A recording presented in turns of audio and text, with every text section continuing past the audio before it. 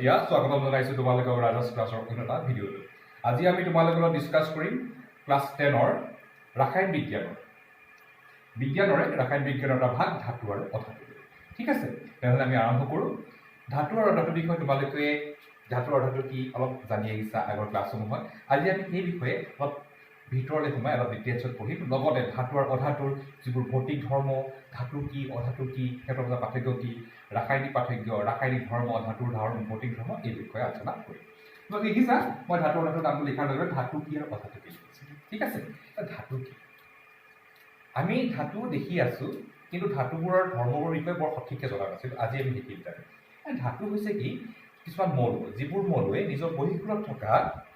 যোজককুলত থকা বহি ইলেক্ট্ৰনসমূহৰ ত্যাগ কৰি কি কৰে ধনাত্মকভাৱে আহিত হয়। আৰু অধাতুসমূহ হৈছে ধাতুবোৰে এৰি দিয়া ইলেক্ট্ৰনসমূহ গ্ৰহণ কৰি সিহঁতে কি হয় ঋণাত্মকভাৱে আহিত হৈ কিছুমান মৌলৰ সৃষ্টি কৰে। সেইবোৰ হৈছে অধাতু। ধাতু কি বুলি ক'লে যদি মই ডেফিনেশ্যন এটা দিওঁ, ধাতু হৈছে কি যে যিবোৰ মৌলই নিজৰ যোজক কক্ষত থকা ইলেক্ট্ৰন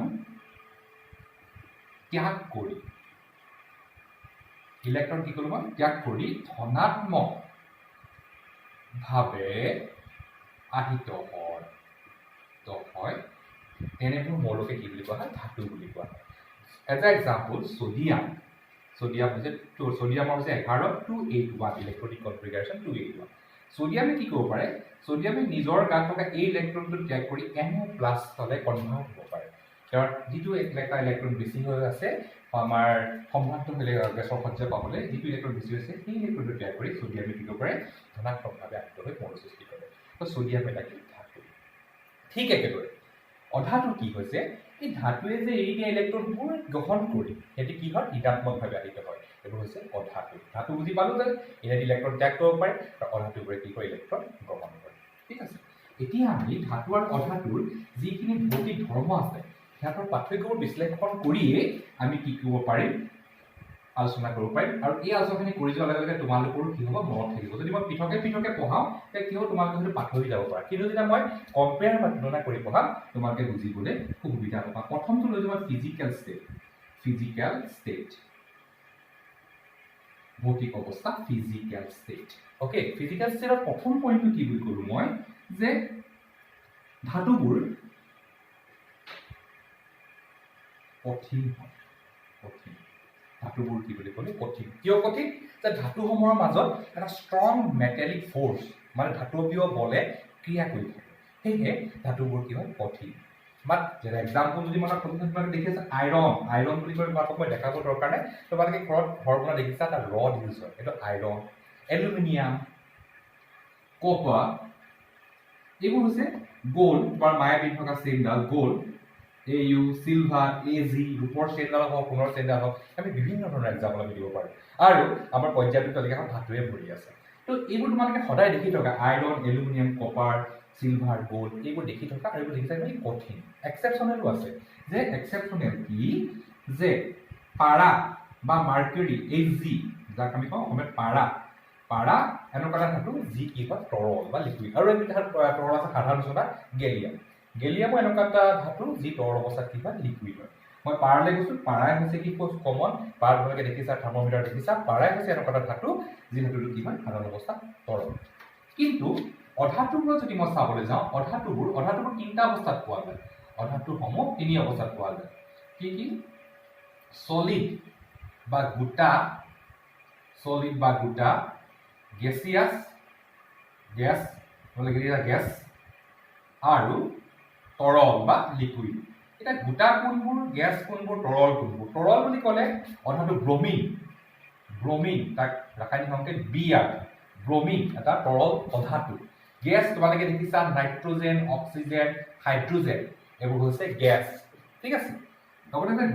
গোটা কোনবোৰ বুলি ক'লে আমি গম পাম কাৰ্বন, ফসফৰাছ, এইবোৰ হৈছে কি গোটা অধাতু। কাৰ্বন, ফসফৰাছ, গেছ বুলি ক'লে নাইট্ৰজেন, অক্সিজেন, হাইড্ৰজেন বুলি ক'লো। ঠিক তেনেকৈ তৰল হৈছে কি ব্ৰমিন। এইটো হৈছে ফিজিকেল ষ্টেট। ঠিক আছে, আমি গোটা অৱস্থাতে ধাতুখিনি অৱস্থা পালোঁ। পাৰ্থক্য যে মেক্সিমাম ধাতুৱে কঠিন অকল পাৰাৰ কথা সেই তৰল কিন্তু অধাটো আমি তিনিটা অৱস্থাতে পাওঁ ঠিক আছে 2 নম্বৰ গুণটো হৈছে কি চিকমিকনি চিকমিকাই থকা হা চিকমিকনি বা ধাতৱীয় দ্ৰুতি বা চিকমিকনি বুলি লিখিছো ধাতৱীয় দ্ৰুতি বা চিকমিকনি হা ধাতৱীয় দ্ৰুতি এটা ধাতৱীয় দ্ৰুতি মানে কি যে ধাতুবোৰ কি হয় ধাতুৰ পৃষ্ঠবোৰ কি চিকচিকাই থাকে এটা সাৰফেসবোৰ শাইনিং কৰি থাকে তোমালোকে যদি এক্সাম্পল লোৱা গোল তোমালোকে ঘৰত মাহঁতে পিন্ধা বা তোমালোকেও পিন্ধা সোণৰ চেইনডাল বা সোণৰ কিবা কম্পনী যদি দেখিছা সদায় কি হৈ থাকে চিকচিকাই থাকে ইয়াৰ উপৰিও এলুমিনিয়ামে চোৱা বা বিভিন্ন ধৰণৰ ধাতুবোৰে হওক প্ৰত্যেকৰে কিবা নহয় কিবা চিকমিকনি গুণ আছে কিন্তু বেছিকৈ চাবলৈ গ'লে আমি গম পাম চিলভাৰ গোল্ড ইহঁতৰ চিকমিকনি গুণটো খুব বেছি এটাই এক্সেপশ্যন আছে চিকমিকনি লিড পিবি লেড যিটো ধাতু এই ধাতুটো এনেকুৱা এটা ধাতু যে কি হয় সিহঁতৰ ই চিকমিকনি নহয় ই চিকমিকাই নাথাকে ধাতু অকল এটাই আছে লেড সেইটো তোমালোকে উচ্চ ওচৰত পাবা যে কেলে হয় কিন্তু মনত ৰাখিবা মই এটা কৈছো লেড এনেকুৱা এটা ধাতু যাৰ চিকমিকনি গুণটো অধাতুবোৰৰ আকৌ চিকমিকনি গুণটো এইটো গুণ নাই চিকমিকনি বা ধাতুবীয় চিকমিকনি বা ধাতুবীয় দ্ৰুতি গুণটো নাই মাত্ৰ আয়োডিন এক্সেপশ্যনেল আয়োডিন আমাৰ নিমখত থাকে যে আয়োডিন ডায়মণ্ড আৰু গ্ৰাফাইট এইকেইটাই হৈছে বস্তু আয়োডিন ডায়মণ্ড আৰু গ্ৰাফাইট এইকেইটাই হৈছে অধাতু যিকেইটা জিলিকনি মাৰে আৰু ডায়মণ্ড আৰু গ্ৰাফাইট হৈছে কাৰ্বনৰ এটা ভাগ কাৰ্বনৰে দুটা ৰূপ এই বিষয়ে আমি আলোচনা কৰিম যে আয়োডিনৰ গাত কি আছে চিকমিকনি গুণ আছে ডায়মণ্ড আৰু গ্ৰাফাইট কি হয় অধাতু হলেও এই চিকমিকাই থাকে আৰু ধাতুৰ ক্ষেত্ৰত প্ৰত্যেক ধাতুৰে চিকমিকনি গুণ আছে এক্সেপ্ট কি বুলি ক'লো মই লেড ঠিক আছে এতিয়া থাৰ্ড পইণ্টলৈ যাম অলৰেডি আমি সেইটো প্ৰথম পইণ্টতে আলোচনা কৰিছিলো কিন্তু এতিয়া মই তোমালোকক আৰু এটা কথা কওঁ বহিঃক্ৰত থকা ইলেক্ট্ৰনৰ ষ্টাইলটো চাবা দেই মই কেইটামান তোমালোকক পৰ্যায়ত থকা ধাতুৰ নাম ক'লো লিথিয়াম নাইট্ৰডিয়াম তাৰপৰা তোমাক মই ল'লো এলুমিনিয়াম আৰু আছে মই তিনিটাই লৈছোঁ ঠিক আছে লিথিয়ামৰ যদি তুমি পজিশ্যন চোৱা 3 ইলেক্ট্ৰনিক হৈ যায় 2 × 2 1 সোডিয়ামৰ চোৱা 8 11 সোডিয়ামৰ 11 2 8 1 তাৰপৰা এলুমিনিয়ামৰ যদি মই চাওঁ 13 2 8 3 এনেকুৱা আৰু বহুত ধাতু আছে পৰ্যায়ত লিখাত মই তিনিটাই লৈছোঁ তোমালোকে চোৱা প্ৰত্যেকৰ বহিঃক্ৰত এক কেতিয়াবা দুটা কেতিয়াবা তিনিটা ধাতুবোৰৰ বহিঃক্ৰত সৰ্বোচ্চ 3টা ইলেক্ট্ৰনে থাকিব পাৰে ধাতুবোৰৰ বহিঃক্ৰত সৰ্বোচ্চ 3টা ইলেক্ট্ৰন থাকিব পাৰে এইটো ইলেক্ট্ৰনিক সজ্জা এটা তোমালোকে কনফিগাৰেশ্যন চালে গম পাবা সৰ্বোচ্চ 3টা যদি মই অধাতুবোৰক কম্পেয়াৰ কৰোঁ মই যদি লওঁ তোমাৰ কাৰ্বন নাইট্ৰজেন অক্সিজেন বা ফ্ল'ৰিন তোমালোকে চোৱা কাৰ্বনৰ যদি মই লওঁ 6 2 4 নাইট্ৰজেন যদি মই লওঁ 7 2 5 বহিঃক্ৰত ইলেক্ট্ৰন অক্সিজেন 8 2 6 ফ্ল'ৰিন 9 2 7 দেখিছা তেওঁলোকৰ বহিঃক্ৰত ইলেক্ট্ৰন থাকে 4 5 6 7 বহুত বেছি আছে বহিঃক্ৰত ইলেক্ট্ৰন সংখ্যা কেলে এনেকুৱা হয় যে এটি ইলেক্ট্ৰন ল'ব যে নাইট্ৰজেনে ইলেক্ট্ৰন ল'ব অক্সিজেনে ইলেক্ট্ৰন গ্ৰহণ কৰি ঋণাত্মকভাৱে আহিত হ'ব আৰু ইহঁতৰ বহিঃক্ৰত ইলেক্ট্ৰন সৰ্বোচ্চ এটা দুটা বা তিনিটা মেক্সিমাম তিনিটালৈকে ইলেক্ট্ৰন কি কৰিব পাৰে এটি এৰিব পাৰে এৰিলৈ ধনাত্মকভাৱে আহিত হ'ব ঋণাত্মকভাৱে আহিত হ'ব যিটো আমি ধাতু আৰু অধাতুৰ ডেফিনেশ্যনত মই তোমালোকক কৈছিলোঁ তোমালোকে নোট কৰিব পাৰা যে বহিঃক্ৰত থকা ইলেক্ট্ৰনৰ সংখ্যা চাই আমি ধাতু আৰু অধাতুক কি কৰিব পাৰোঁ পৃথক কৰিব পাৰোঁ তিনিটা মেক্সিমাম এইফালে কোনো ধৰণৰ 4 5 6 7 লৈকে থাকিব পাৰে যদি 8 থাকে নবল গেছ হবে আৰু নবল গেছৰ বিষয়ে এতিয়ালৈকে প্ৰপাৰ ষ্টাডি হোৱা নাই ঠিক আছে এতিয়া যদি কঠিনতা চাবলৈ যাওঁ হাৰ্ডনেছ বা কঠিনতা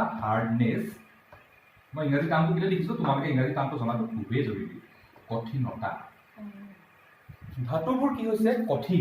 ধাতুবোৰ কঠিন বুলি কেলে গম পালে যে সিহঁতৰ ষ্ট্ৰং মেটালিক ফ'ৰ্চ মানে কঠিন ধাতৱীয় বল আছে ধাতুৰ মাজত কি হ'ল আইৰণ এলুমিনিয়াম সোডিয়াম এইবোৰ মাজত কঠিন ধাতৱীয় গুণ আছে হাৰ্ডনেছ কঠিন সিহঁতি এক্সেপশ্যনেলো আছে এক্সেপশ্যনেল কি ধাতুৰ সকলো ধাতুৱে কঠিন এক্সেপ্ট মই কেতিয়াবা নাম ক'ম Hg বা মাৰ্কাৰী তোমালোকে গম পালা এই জলীয় অৱস্থাত থাকে তাৰ উপৰিও আৰু এটা দুটা আছে সোডিয়াম আৰু পটেছিয়াম কে সোডিয়াম আৰু পটেছিয়াম এনেকুৱা দুটা ধাতু এই ধাতুকেইটা কি কৰিব পৰা যায় কাটি পিচ কৰি পনিয়ৰ নিচিনা স্লাইচ কৰিব পৰা যায় এটি বহুত কোমল হয় সোডিয়াম পটেছিয়াম এনেকুৱা এটা ধাতু যাক আমি কটাৰীয়ে কাটি বিভিন্ন শ্বেপ দিব পাৰোঁ এটি খুব পাতল কোমল হয় আৰু মাৰ্কাৰী তোমালোকে ইতিমধ্যে গম পালা কি বুলি গম পালা যে তৰল ঠিক তেনেকৈ অধাতুবোৰ আকৌ এটা কোনো মেটালিক ফ'ৰ্চ নাই নন মেটালিক ফ'ৰ্চ নাই এটি কোমল কোমল হয় কোমল বা সফ্ট এক্সেপ্ট ডায়মণ্ড ডায়মণ্ড বা হীৰা পৃথিৱীৰ আটাইতকৈ কঠিন পদাৰ্থৰ ভিতৰত কাৰ নাম আহে হীৰা বা ডায়মণ্ডৰ নাম আহে এইটো ইম্পৰ্টেণ্ট হয় ঠিক আছে এই কথা আমি গম পাব লাগিব তাৰপিছত সবতকৈ দুটা ইম্পৰ্টেণ্ট ধাতু আৰু ধাতুৰ পাৰ্থক্যতা আছে এটা হৈছে নমনীয়তা নমনীয়তা মই মাৰ্ক কৰা নাই তোমালোকে ভিডিঅ'টো চাই মাৰ্ক কৰি যাবা নমনীয়তা নমনীয়তা মানে কি ধাতুৰ এনেকুৱা গুণ আছে দুডাল ধাতুক আমি প্ৰেছ কৰি টানি এটা ডাঙৰ দীঘল তাৰলৈ কনভাৰ্ট কৰিব পাৰোঁ ডাঙৰ তাঁৰ বা ৱায়াৰলৈ কনভাৰ্ট কৰিব পাৰোঁ সিহঁতক ছিগি নাযায় সিহঁতে টানি টানি টানি টানি দীঘল তাৰলৈ কনভাৰ্ট কৰিব পাৰোঁ আৰু এই ক্ষেত্ৰত চবতকৈ উত্তম হৈছে কি জানানে গ'ল্ড গ'ল্ড গ'ল্ড বা ৰাসায়নিক সংকেত AU বা টাংষ্টেন টাংষ্টেনো এনেকুৱা এটা ধাতু যাক আমি কি কৰিব পাৰোঁ টানি দীঘল কৰিব পাৰোঁ ধাতু এটা টানি দীঘল কৰিব পৰা যিটো গুণ সেই গুণটোক একদম ধাতুৰ নমনীয়তা বা ইংৰাজীত ডাক্টিলিটি বুলি কোৱা হয় ঠিক আছে 1 গ্ৰাম গ'ল্ডক তুমি 2 কিলোমিটাৰ পৰ্যন্ত টানিব পাৰা বুলি বৈজ্ঞানিকসকলে কয় চোৱাচোন ভাবা কিমান দীঘলকৈ টানিব পাৰি বা ধাতুৰ নমনীয়তা গুণটোৰ ক্ষেত্ৰত সোণৰ আটাইতকৈ বেছি বুলি কোৱা হয় টাংষ্টেন আৰু সোণ সিহঁতৰ আটাইতকৈ বেছি ঠিক আছে কিন্তু অধাতুবোৰৰ কোনো নমনীয়তা গুণ নাই কোনো অধাতুক তুমি টানি লৈ দীঘল কৰিব নোৱাৰা ঠিক আছে অধাতুবোৰক টানি লৈ দীঘল কৰিব নোৱাৰা আৰু এটা গুণ আছে তোমাৰ ঘাত সহনীয়তা এটা ছাত্ৰ ছাত্ৰীসকলে মনত ৰাখিব দেই সহনীয়তা ধাতুবোৰে যেনেকৈ নমনীয় আমি টানি দীঘল কৰিব পাৰোঁ ঠিক তেনেকৈ ধাতুৰ পাতবোৰক পিটি বা চেপেটা কৰি পেলাব পাৰোঁ ইমানেই পাতল ধাতুৰ পাত কৰিব পাৰোঁ তোমালোকে যদি ক্লাছ 9ত পঢ়িছে ৰাদাৰফৰ্ডে এখন ধাতুৰ সোণৰ পাত লৈ তেওঁ আলফা কণাৰ এক্সপেৰিমেণ্টটো কৰিছিলে ইলেক্ট্ৰন প্ৰটনৰ আৱিষ্কাৰ কৰিবৰ কাৰণে মই কৈছে আলফা ৰে কণাৰ যিটো এক্সপেৰিমেণ্ট আছিলে আমাৰ ৰাদাৰফৰ্ডৰ ক্লাছ 9ত পাইছিলোঁ ফাৰ্ষ্ট চেপ্টাৰতে আছিল ঠিক তেনেকৈ চোৱাচোন তেওঁ কিমান সোণৰ পাতবিলাক পিটি এনেকুৱা ধৰণে পাতল কৰি পেলাইছিল যে সেই মাজেদি কি হয় আলফা কণিকা পাৰ হৈ গৈছিল ইয়াৰ পৰাই গম পাব পাৰি যে সোণক বা ধাতুক কিমান পাতলকৈ সৰুলাই কনভাৰ্ট কৰিব পাৰি তাক প্ৰেছ এচিড এন এক্সাম্পল হৈছে তোমালোকক এনেকুৱা ক'ব পাৰি আমাৰ হৈছে AU বা গ'ল্ড AG বা চিলভাৰ তাৰপৰা তোমাৰ এলুমিনিয়াম এনেকুৱা ধাতুবোৰক আমি কি ক'ব পাৰোঁ মেক্সিমামকে পৰা যায় কিন্তু ইহঁতৰ কি হৈছে ঘাত সহনীয়তা গুণটো আটাইতকৈ বেছি কিন্তু অধাতুবোৰক তেনেকুৱা কোনো ঘাত সহনীয়তা গুণ অধাতুবোৰৰ নাই ঠিক আছে তাৰপিছত আহিলে বিদ্যুৎ পৰিবাহিতা আমি আজি ভৌতিক যিখিনি আছে ফিজিকেল যিখিনি ষ্টেট আছে আমি লিখি কৰিছোঁ যে কণ্ডাক্টিভিটি বা বিদ্যুৎ পৰিবাহিতা একেই খাবলৈ গ'লে ধাতুৰ বিদ্যুৎ পৰিবাহী গুণ অধাতুৰ তুলনাত বেছি হয় ধাতুসমূহে বিদ্যুৎ পৰিবহণ কৰিব পাৰে অকল অধাতুৰ ক্ষেত্ৰত যদি মই চাব যাওঁ কাৰ্বনৰ এটা ৰূপ গ্ৰেফাইটেহে বিদ্যুৎ পৰিবহণ কৰিব পাৰে অনলি ইয়াত এক্সেপশ্যন হৈছে গ্ৰেফাইট কাৰ্বনৰ এটা ৰূপ গ্ৰেফাইটহে বিদ্যুৎ পৰিবহণ কৰিব পাৰে কিন্তু ধাতুৰ ক্ষেত্ৰত যদি মই চাবলৈ যাওঁ মেক্সিমাম ধাতুৰে কি কৰিব পাৰে বিদ্যুৎ পৰিবহণ কৰিব পাৰে ধাতুৰ বিদ্যুৎ পৰিবাহী গুণটো বেছি তাৰপিছত আহিলে এটা ডেনচিটি ঘনত্ব যিহেতু তোমালোকে ইতিমধ্যে গম পাইছে যে ধাতুসমূহ গধুৰ টান ইয়াৰ অৱশ্যে আকৰ্ষণীয় বল আছে ইয়াৰ পৰা তোমালোকে গম পালা যে ধাতুবোৰৰ ঘনত্ব বেছি এজ কম্পেয়াৰ টু অধাতুবোৰৰ কি নাই কোনো তেনেকুৱা ঘনত্ব বৰ এক্সিষ্টেঞ্চ নাই সেয়ে অধাতুবোৰৰ ঘনত্ব কি হয় কম এতিয়া অধাতু বুলি ক'লে কোনবোৰ ক'লে বুজি পাইছা যে আমি মই ক'লো যে carbon nitrogen oxygen fluorine chlorine এইবোৰ হৈছে অধাতু ইহঁতৰ কি নাই বুলি ক'লো মই যে সিহঁতৰ ঘনত্ব বহুত কম বিদ্যুৎ পৰিবাহিতা গুণ একেবাৰে কম ঠিক তেনেদৰে তোমাৰ কঠিনতাও খুব কম আৰু ঘাত সহনীয়তা নমনীয়তা এইবোৰ গুণ অধাতুবোৰৰ নাই এইবোৰৰ তুলনাত ধাতুসমূহৰ কি আছে ঘাত সহনীয়তা গুণো বেছি অৰ্থাৎ ধাতুবোৰৰ আৰু অধাতুৰ গোটেই পাৰ্থক্যখিনি আজি আমি তোমালোকৰ লগত ডিছকাছ কৰিলোঁ ইম্পৰ্টেণ্ট পইণ্টটো হৈছে তোমালোকে চাবা যোজক ইলেক্ট্ৰনৰ কথাটো যে ধাতুসমূহৰ যোজক ইলেক্ট্ৰনৰ সৰ্বোচ্চ 3টা ইলেক্ট্ৰন থাকিব পাৰে কিন্তু অধাতুৰ যোজক ইলেক্ট্ৰনৰ সৰ্বোচ্চ 7টালৈকে আমাৰ কি থাকিব পাৰে ইলেক্ট্ৰন থাকিব পাৰে এজ এক্সাম্পল মই তোমালোকক দিলোঁ ফ্ল'ৰিন তেনেকুৱা বহুত আমি উদাহৰণ পাম এইখিনি কথা তোমালোকে মনত ৰাখিবা যে আজি আমি যিখিনি ক্লাছত ডিছকাছ কৰিলোঁ ধাতু অধাতুৰ বিষয়ে তোমালোকে চাবা আৰু কিবা অসুবিধা পালে মোক জনাবা কিন্তু মই ৰাখিছিলোঁ আমি ধাতু অধাতুৰ আজি মেক্সিমাম পইণ্ট ভৌতিক কথাখিনি প্ৰতি পাৰ্থক্যখিনি বা ফিজিকেল যিখিনি ডিফাৰেঞ্চ আছে গোটেইখিনি কথা আলোচনা কৰিছোঁ নেক্সট আমি chemical properties of metals and non metals আমি ডিছকাছ কৰিম মোৰ যিটো নেক্সট ভিডিঅ' আহিব তাত মই কেমিকেল প্ৰপাৰ্টিজ বা ৰাসায়নিক যিখিনি ধৰ্ম আছে ধাতু অধাতুৰ সেইখিনি আলোচনা কৰিম ধন্যবাদ